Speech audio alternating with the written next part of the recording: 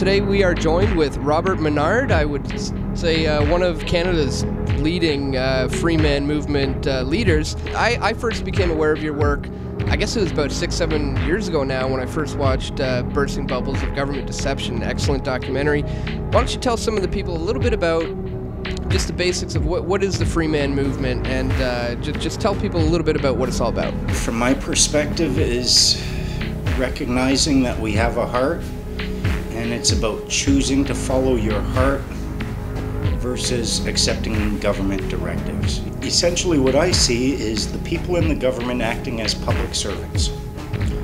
These public servants are giving us orders and acting like they're in charge of us. By some legal mechanism, they have put themselves from a servant position to being in charge of us. And being a freeman means rising above them in that hierarchy, so that once again we're masters over our servants.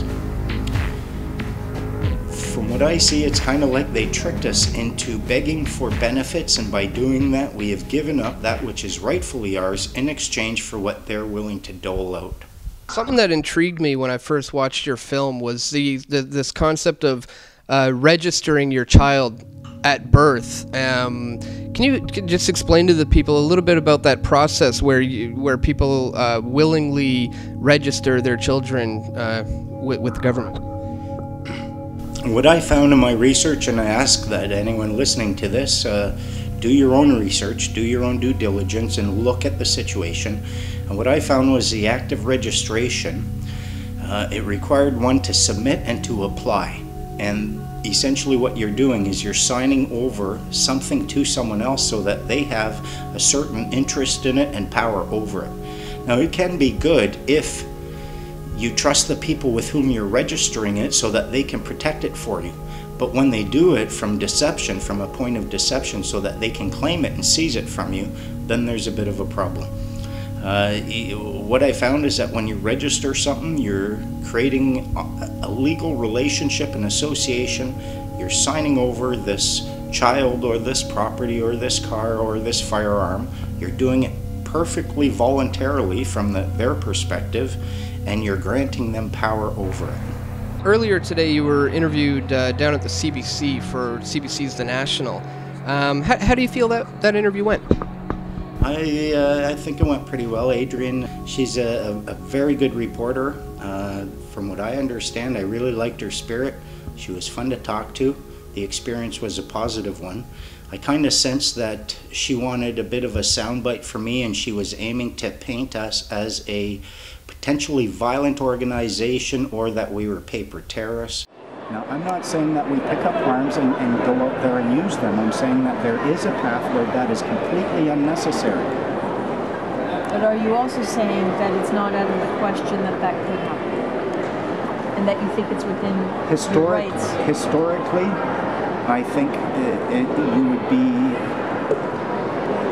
blind if you didn't think that that's exactly what happens when you push any people too far. When the people in power start treading on the little guy, eventually the little guy fights back one way or another. The Freeman movement is about standing up and avoiding that by using words and making claims and filling our hearts with love and peace. It is not about picking up guns and going and bringing battle in a civil war. I'm hopeful that she doesn't put that spin on the CBC's The National, whatever she does to bring the information to the Canadian public. I hope that she accepts her duty to do so with truth, and that she does not allow a story to come out that would paint us as potential or as violent. The proper Freeman path I see as the one where the government, who when you first wake up to it you think they might be your enemy and a hindrance to you, you put them in a position where they actually have a duty to help you. Have you ever had any experiences of police officers who don't really understand this information and, don't really know how to deal with it? How do you deal with those situations, or how should free men deal with that? Don't even look at them as a cop. Just look at them as a human being. All you're doing is meeting another human being wearing a funny costume who's pointing at a body of words which may or may not have something to do with you. But certainly he's operating on that belief. If you treat them with respect and dignity, and then you simply tell them, I can't tell them do or say any specific thing, except I suggest wishing them God's peace and asking them, do you claim or seek contract or conflict? But beyond that, in interacting with them, first and foremost, look at them as a fellow human being, as opposed to a cop. And if you can do that, then you're making it very easy for them to do the exact same thing. For free men who are interested in getting more involved, do you have any suggestions or advice on how to begin to get more active in the movement? If we can get enough people essentially shifting their mindset so that they no longer look at the government as someone who tells them what to do, but they tell the government what to do because they're our servants and we're in the position of master.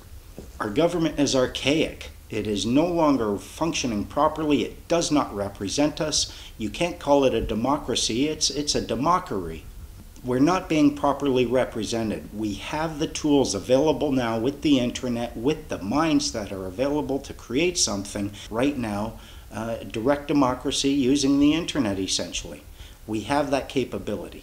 We're allowing the money to be put in circulation with interest attached. The interest is not generated, it's not put into circulation, and there is no way you can mathematically tell me that makes any sense whatsoever, because fundamentally the guy playing the game on you ends up owning everything. We have the power to create our own funds, to create our own currency. If we just look at it as tools of exchange, there is clearly a way where we can do this without having to go outside of our country, ask people for money, invest in us, and then agree to give them back that money with interest. That is handing over your country piecemeal to that party. So we have to exercise that right to put our own currency into circulation without any interest attached.